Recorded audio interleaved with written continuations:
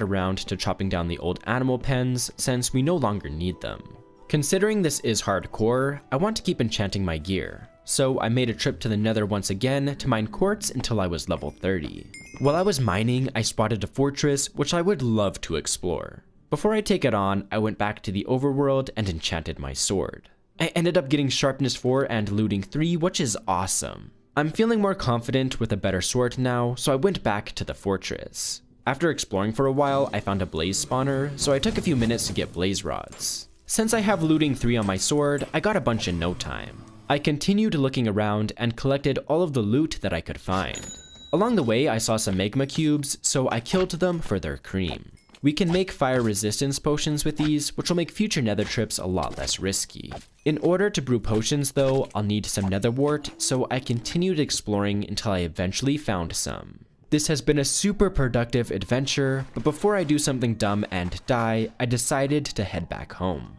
Most of our crops had grown at this point, so I harvested them all with my fortune pickaxe and then replanted both fields. I was able to get both of them filled in, which is awesome. What's not so awesome is the fact that I only have 2 furnaces inside of the house, which is honestly starting to annoy me a bit. To solve this problem, let's build a blacksmith where we can hide both an auto smelter and lava farm. Without wasting any time, I got to work crafting and gathering all of the materials we are going to need.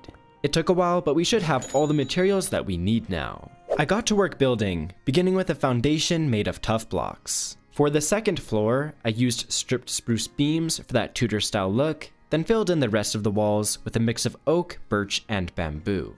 To make it look like an actual blacksmith, I attached a forge to the side of the house. I then replaced the grass blocks near the forge with stone and cobblestone to give it more of a medieval look.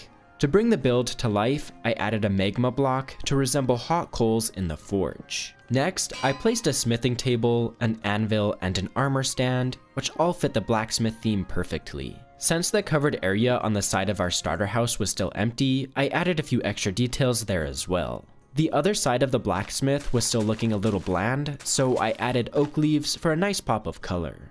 I did the same thing at the back, but for this one, I placed flower pots on top, so this way we could add even more color. With all the flower pots filled in and the final touches in place, the exterior is officially finished.